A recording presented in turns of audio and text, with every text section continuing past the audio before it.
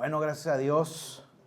Creo que el día de hoy es de mucha bendición porque estamos todos, bueno, creo que exceptuando nada más la hermana Silvia, ¿verdad? Es la que no nos acompaña el día de hoy.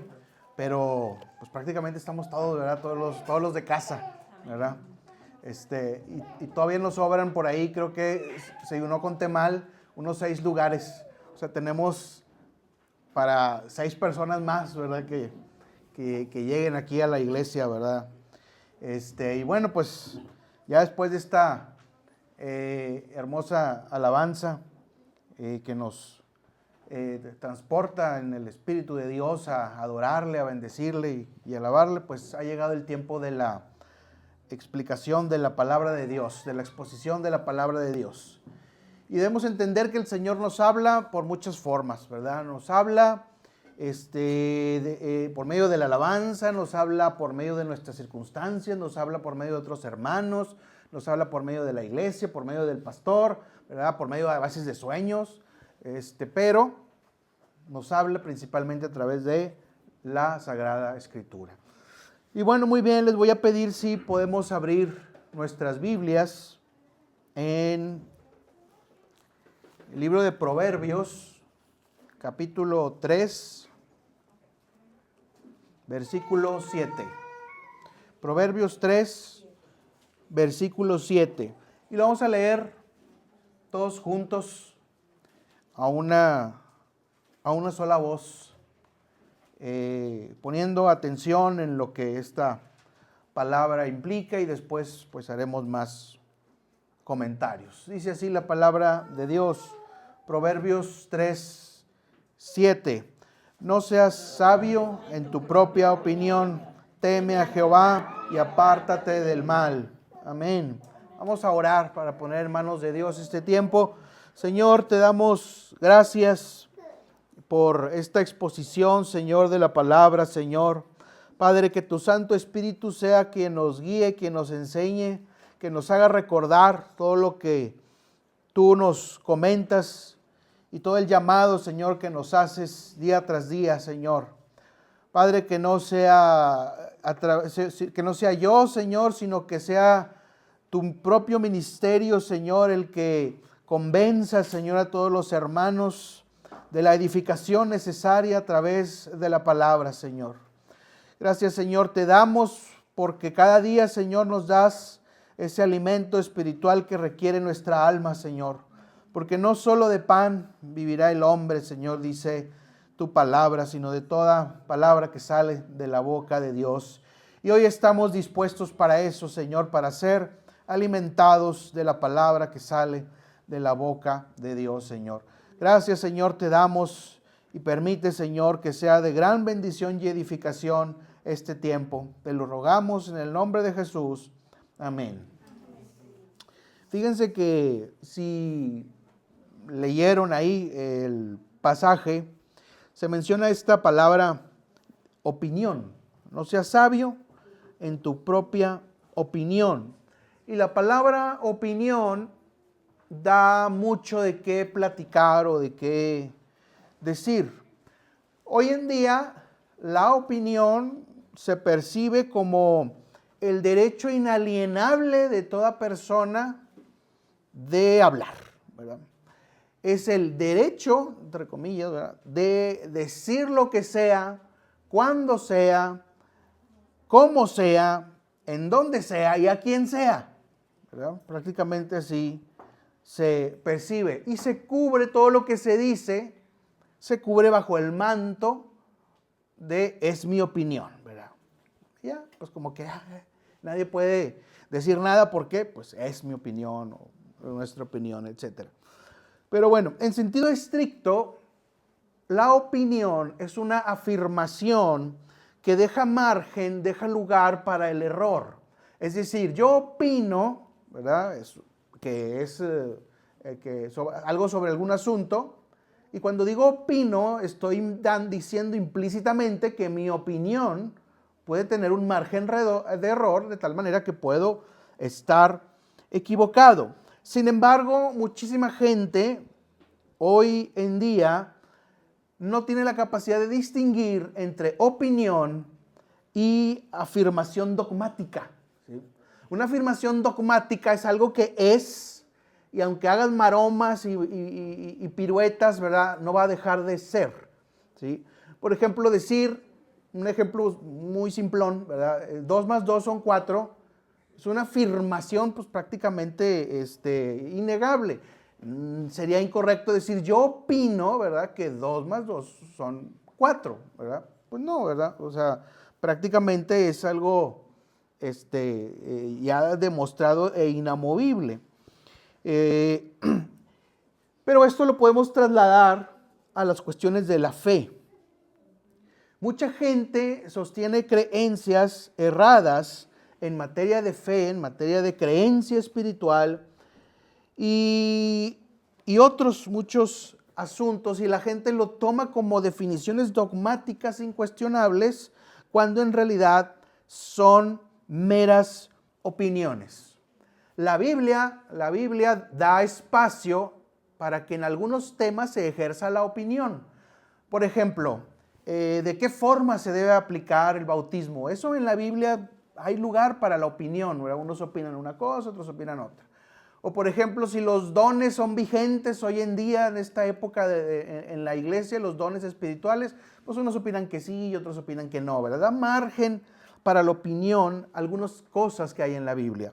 Pero también otras cosas que hay en la Biblia no da margen para ninguna opinión, y la Biblia es muy clara en otros muchos asuntos que no deberían de ser asunto de opinión y de discusión, sino de acatamiento, tal cual como los vemos ahí. Y por lo tanto, cuando la Biblia dice algo categóricamente, pues la opinión nuestra o de cualquiera no tiene ningún valor cuando se opone a una verdad clara y fehaciente en la Escritura. ¿Sí? Sin embargo, hay un mundo que todo cuestiona todo. Y para que veamos un poquito de ejemplo bíblico, que es algo que prácticamente pues, viene desde esos tiempos e incluso desde atrás, vamos a leer un pasaje, un pequeño versículo que está en el Evangelio de Juan. Evangelio de Juan, capítulo 18, versículo 37 y 38. Juan, capítulo 18, versículos 37 y 38.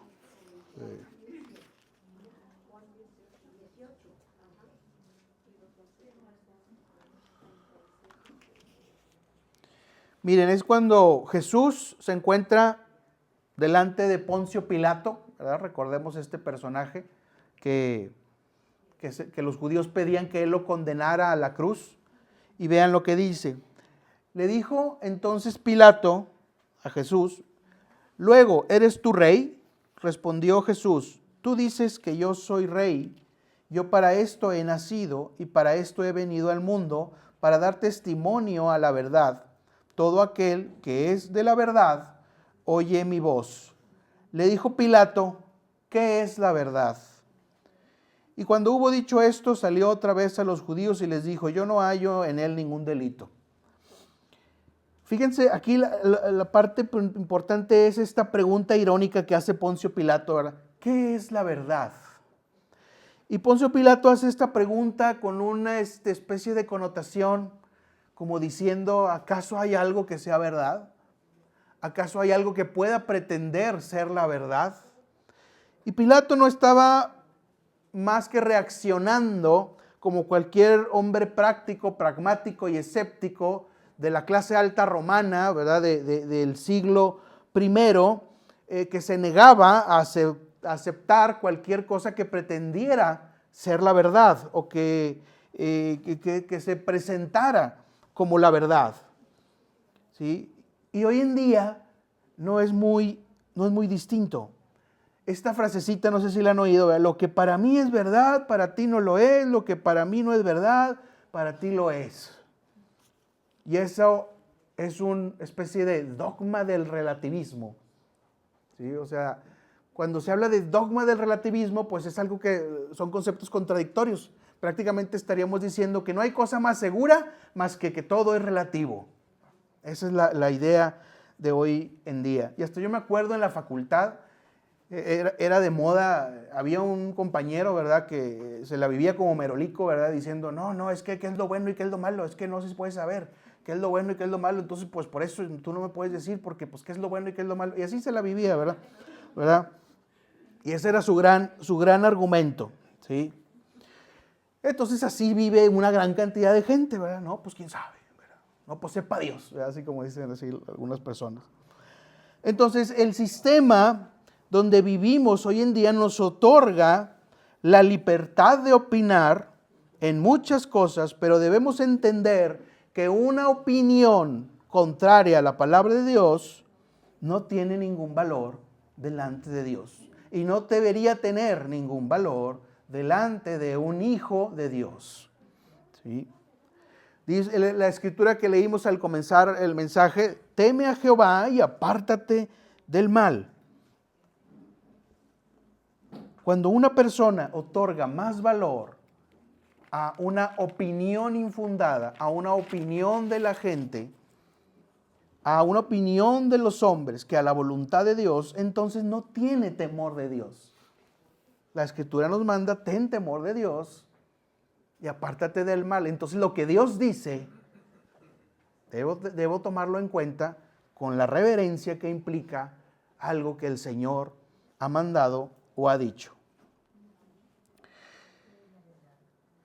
Y cuando un hombre le da más valor a una opinión humana, a una opinión social, a una opinión de los medios, de la escuela, etcétera, que a la voluntad de Dios, es porque finalmente en el fondo no desea apartarse del mal. Y no faltará el candidato a sabio, ¿verdad?, a filósofo, que diga, ¿qué es el mal? Pues ahí podemos poner una definición aproximada. Ahí en Proverbios, si me acompañan otra vez a Proverbios, ahí hay algo que nos puede ayudar a definir parcialmente qué es el mal. Proverbios 8:13.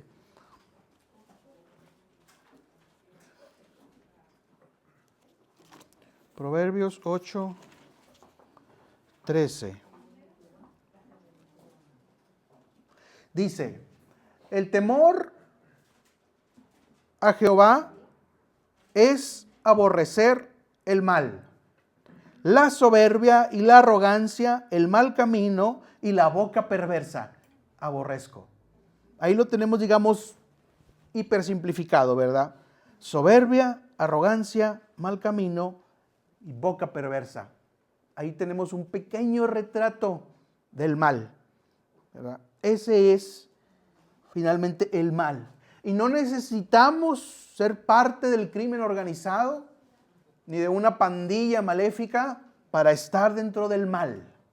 Porque podemos estar en esta situación cuando no somos obedientes a la palabra de Dios. Y cuando no somos obedientes es porque hemos abrazado el mal, o sea, la soberbia, la arrogancia, el mal camino y la boca perversa. Y esta dinámica, ¿verdad?, de las opiniones se muestra todavía más claramente, de opiniones malignas, en un pasaje que quisiera que leyeran conmigo, que está en Éxodo 32 del 1 al 6.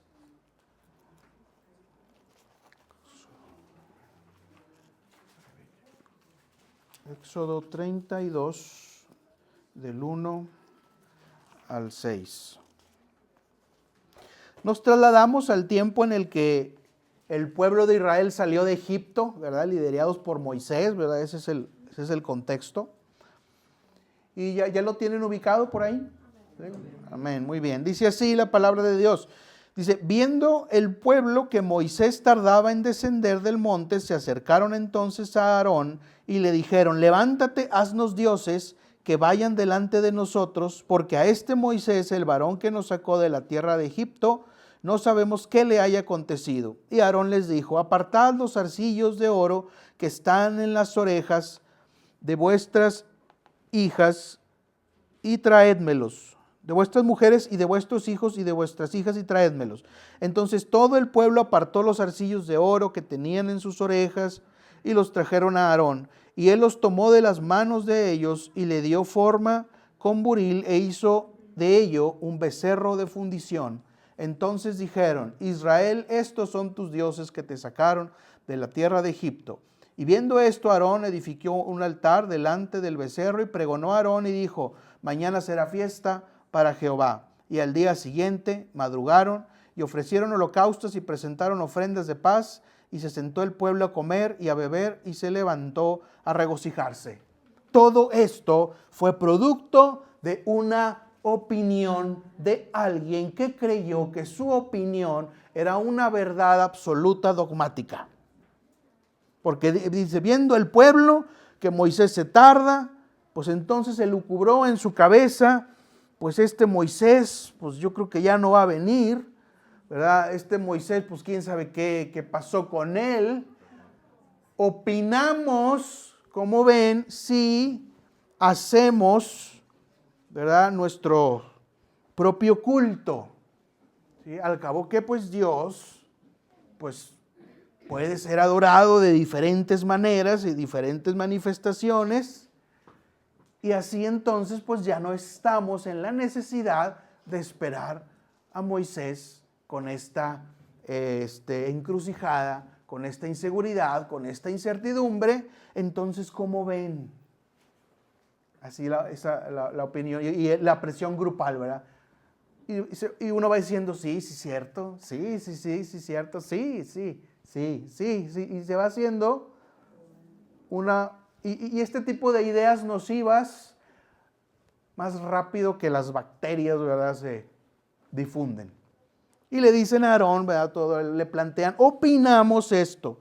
Y Aarón, pues le sigue el cuento, como veíamos en el sermón pasado, el caso de Saúl, ¿verdad?, que le sigue ahí, que no quería quedar mal con la gente, ¿verdad?, que había agarrado botín de algo que Dios les había dicho que tenían que destruir completamente. Y pues pasa algo parecido por esta dinámica de opinar y la opinión llevarla hacia donde no se debe llevar.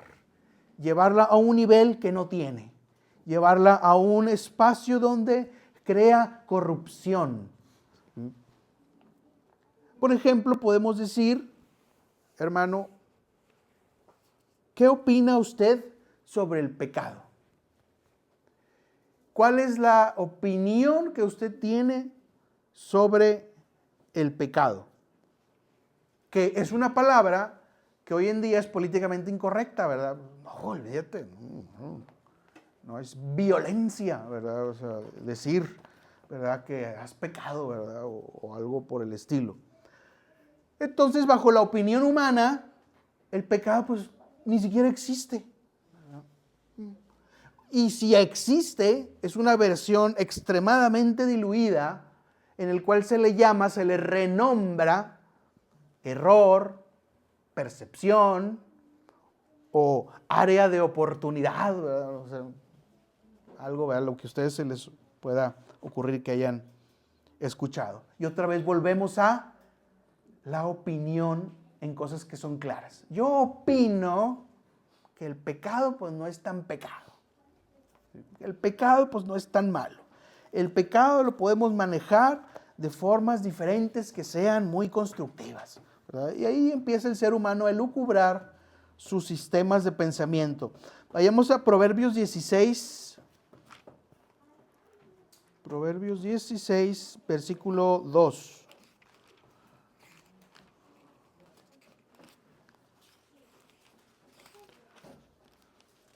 Proverbios 16, versículo 2. Y lo tenemos ahí clarísimo, ¿verdad? Esto de la dinámica de la opinión.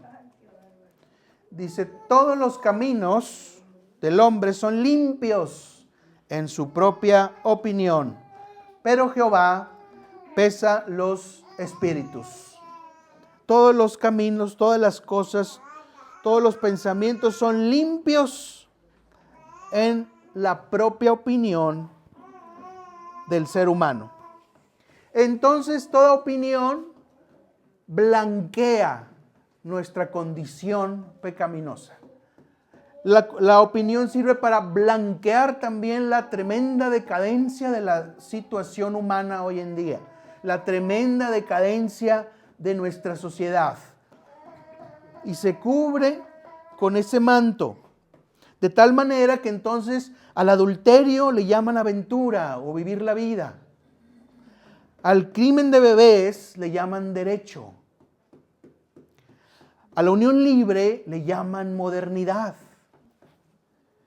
A la inmoralidad homosexual le llaman libre desarrollo de la personalidad. A la idolatría, tener imágenes de la muerte va a ir por todos lados y cuántos ídolos, le llaman riqueza cultural. A regalar una Biblia le llaman violencia simbólica. Y hay una diputada, hago un pequeño paréntesis, hay una diputada, ¿verdad? Búsquenla por ahí en Google, que hubo una organización civil de cristianos que se llama Iniciativa Ciudadana, que se tomó la tarea de regalarle una Biblia a cada uno de los legisladores del Congreso, ¿verdad? Allá en la Ciudad de México, ¿verdad? Por ese lugar, y creo que aquí también, ¿verdad? Y hay una diputada, ¿verdad? De allá de la Ciudad de México que dice que eso es violencia simbólica. Entonces hay que hacer leyes para prohibir la violencia simbólica, porque las mujeres tienen derecho a un mundo libre de violencia. El discursito, ¿verdad? ¿Sí? Qué fácil es alterar, ¿verdad?, una verdad, una realidad tan simple y sencilla. Y no dudemos que hay un séquito no pequeño de personas que siguen las ideas, ¿verdad?, de este tipo de gente. ¿Sí? Entonces, ¿qué opinas tú, hermano, sobre aspectos tan fundamentales como estos de la palabra de Dios? ¿Cómo enseñas a tus hijos estas realidades de la Escritura? ¿Cómo compartes en tu familia, en tu casa, en tu hogar, que al menos es el ámbito donde tienes con toda seguridad una cierta cantidad de influencia? ¿Cómo comentas estas verdades de la Escritura, de que hay cosas que la Biblia dice que no están sujetas a opinión, que no están sujetas al debate, que no están sujetas a en pro, en contra y a ver quién gana, y nos damos así en la torre con argumentos, y pues el que tenga mejores argumentos ese gana y esa es la verdad? Pero eso no es lo que Dios nos manda, al menos no en este tipo de cosas. Para Dios las cosas son muy claras: o hay inmoralidad o no la hay, o hay inmoralidad e inmundicia o hay santidad. ¿Sí? La inmundicia no la podemos disfrazar con discursos bonitos y de otras palabras así de ese tipo y ponerlas ya lavadas ante el escrutinio de la demás gente. Entonces, ¿cómo le enseñamos estas cosas a nuestros hijos? ¿Cómo nuestros hijos reciben estas verdades de la Escritura? Porque tengan una verdad muy consciente. Al gobierno, los adultos ya no les importan tanto, ¿sí? Les importan sus hijos, ¿sí? Y hasta ya hay leyes en puerta para evitar que los padres tengan injerencia en la educación de sus hijos, ¿sí? Entonces esto es grave, esto es una labor, es un llamado de Dios a defender no una opinión, sino una verdad bíblica que está en la Sagrada Escritura. Otra pregunta, por hacer un ensayo ahí. ¿Qué opina, por ejemplo, usted, hermano, hermana, sobre la salvación? Sobre la salvación eterna. Que a lo mejor puede obtenerse por las buenas obras, porque alguien es muy a todo dar, muy campechano, ¿verdad? Muy sincero, o que tal vez la salvación es algo que finalmente Dios va a otorgar a todos, sea quien sea, porque Dios es tan bueno que no puede mandar gente al infierno. Opiniones equivocadas, opiniones erradas. La Biblia no dice eso.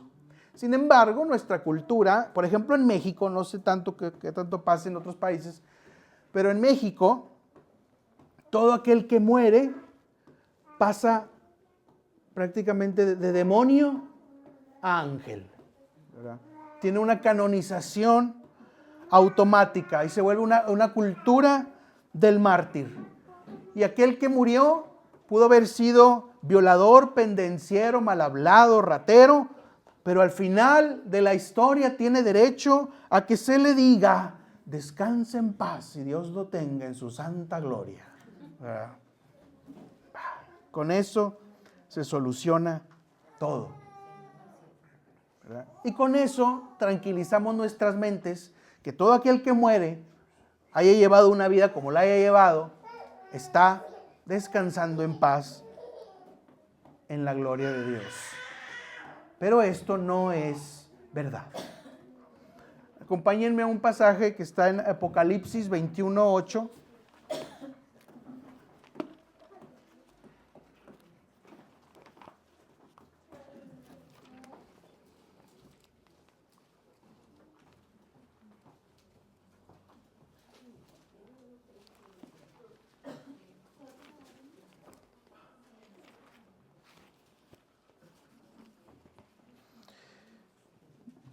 Para tener una idea concreta.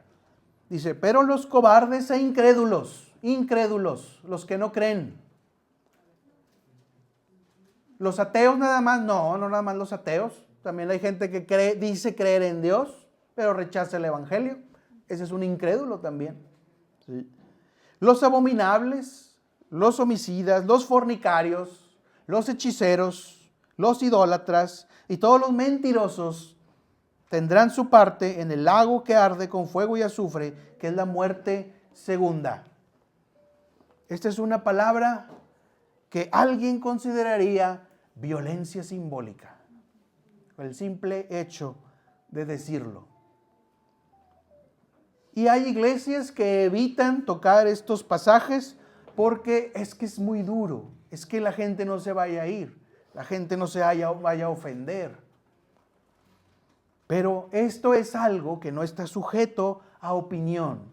El Señor declara que los cobardes, incrédulos, abominables, etcétera, etcétera, etcétera, no tendrán parte con Él, sino en el lago que arde con fuego y azufre, que es la muerte segunda. Estos tipos de personas no van a descansar en paz.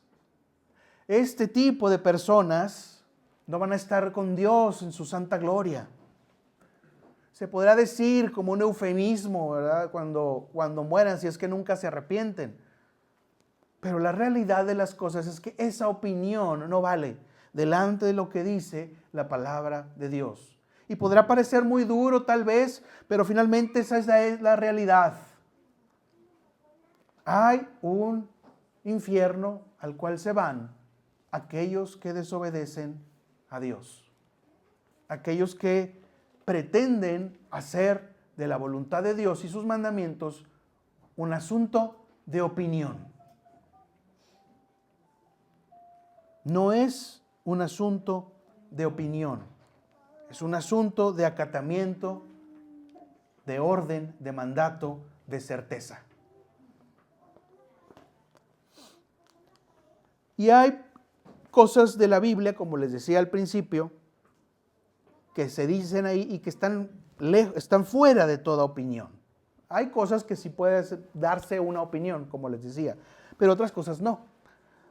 Por ejemplo, en Hebreos 9:27, no es para que lo busquen, lo menciono, dice que está establecido que el hombre muera una vez y luego el juicio.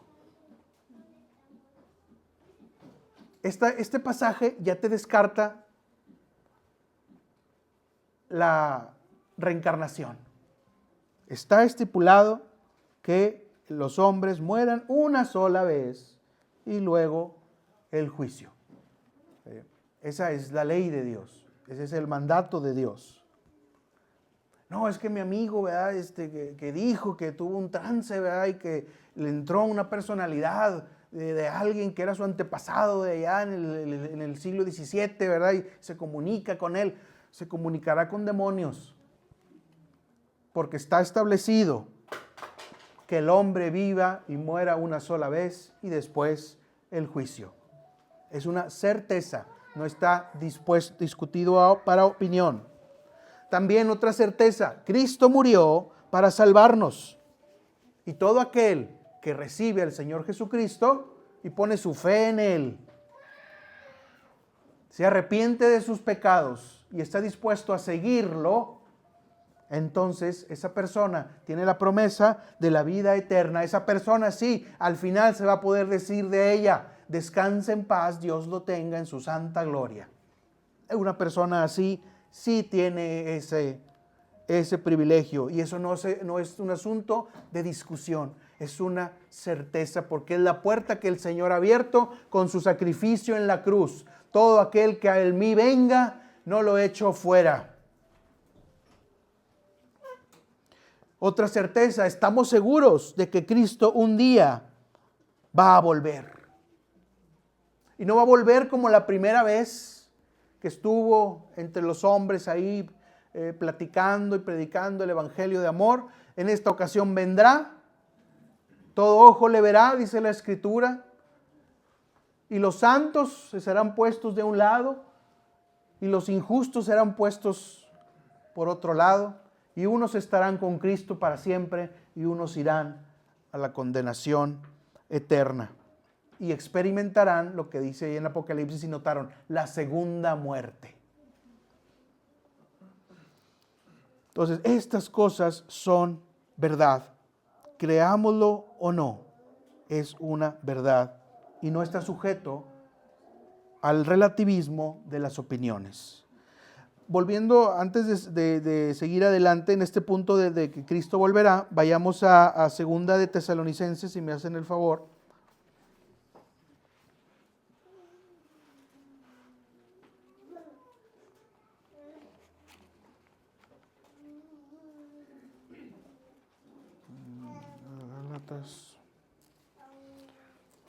Filipenses, primera, segunda de Tesalonicenses, capítulo 1, versículos del 6 al 10.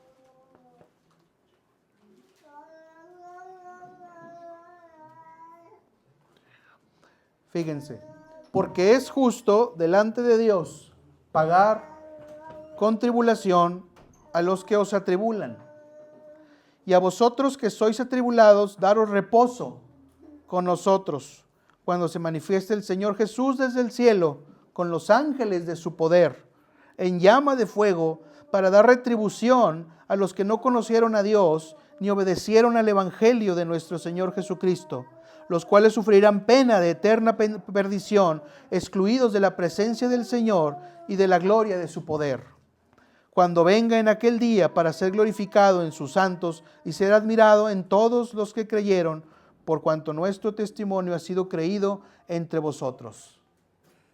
Cuando Jesús venga por segunda vez, para unos será la máxima bendición, si todavía los que estén vivos en ese momento.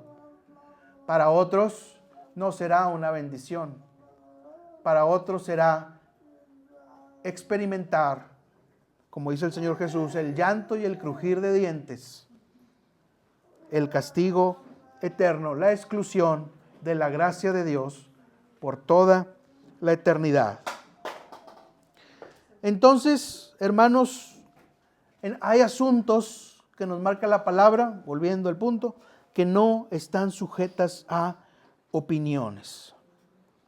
Y la opinión que podamos tener en cosas que no están sujetas a opinión por parte de la palabra de Dios, pues finalmente es una oposición de parte nuestra a la verdad.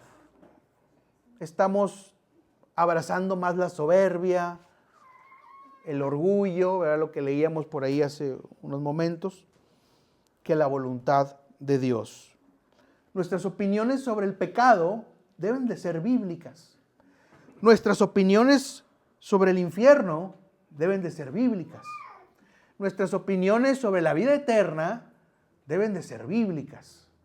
Nuestras opiniones sobre el mundo del más allá, el mundo espiritual, deben de ser bíblicas. Son parte esencial de la fe cristiana. De tal manera que, si un día nos dicen, ¿tú qué opinas sobre la vida después de la muerte? Pues bueno, podrás decir como cristiano, pues bueno, yo creo, no opino, ¿verdad? Yo creo que la palabra de Dios es lo correcto. Y la palabra de Dios afirma, no opina, que es esto y esto y esto. Y a eso yo me sujeto. ¿Sí? Esa es la respuesta. Y no entrar en debates en cosas que no están puestas para ser debatidas. La santidad no está puesta a debate. La salvación no está puesta a debate para todo aquel que cumple las condiciones de Dios. Y así podemos ver muchos ejemplos, de tal manera que podamos orientar al hermano, a los que están alrededor nuestro, a hacer luz en este mundo, como tantas veces se ha hecho el llamado, a nuestros hijos, a nuestros nietos, a nuestros bisnietos, de que hay cosas en la vida que no están sujetos a este relativismo absoluto que enseña el mundo de hoy. Que hay cosas que son concretas, que se afirman, que son verdad. Que no seamos como Poncio Pilato, que afirma irónicamente y como que con una connotación de sabio, ¿qué es la verdad? Sí, creyéndose inteligente, creyéndose sabio en sus propios razonamientos. Dios nos ayude de no caer en una actitud como esa y que seamos siempre fieles a la voluntad de Dios que está puesto en su santa palabra. Vamos a ponernos de pie un momento, hermanos.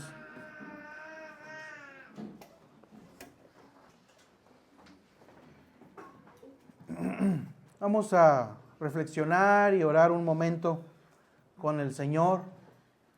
Y reflexione en lo que ha escuchado en este mensaje. Reflexione en lo que ha entendido, lo que ha procesado su espíritu, ¿verdad? Su alma. Y todo para edificación. Esperemos un día poder decir, pasen todos aquellos que quieran hacer un compromiso con Dios. Pero por lo pronto ahí en su lugar, haga el compromiso con el Señor de buscar la verdad, porque el Señor Jesucristo dijo, yo soy la verdad. Yo soy el camino, la verdad y la vida. Por lo tanto, la verdad es un término absoluto, un término que existe independientemente de lo que yo pueda opinar o deje de opinar. Eso es el Señor Jesús. Crean o no en Él, Él existe, Él es. La humanidad lo rechace o no, Él es y Él sigue y Él permanece.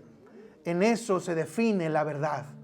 No está sujeto a una mera opinión del mundo, a un mero debate entre supuestamente personas expertas.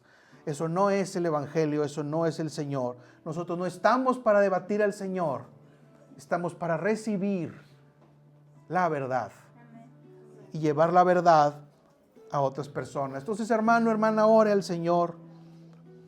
Señor, te damos gracias por este mensaje. Te damos gracias por estas palabras para edificación, Señor. Porque sabemos el mundo cómo está hoy en día, Señor. Sabemos que todos se cobijan, Señor, en sus opiniones y en la libertad que hay para decir opiniones, Señor. Y qué bueno que haya libertad. Es necesaria, pero nosotros confiamos en tu palabra. Nosotros confiamos en tus caminos. Nosotros nos apartamos del mal. Y no el mal no es solamente el mal extremo de las noticias. El mal es hacernos nuestras propias opiniones de algo que tú has marcado con toda claridad.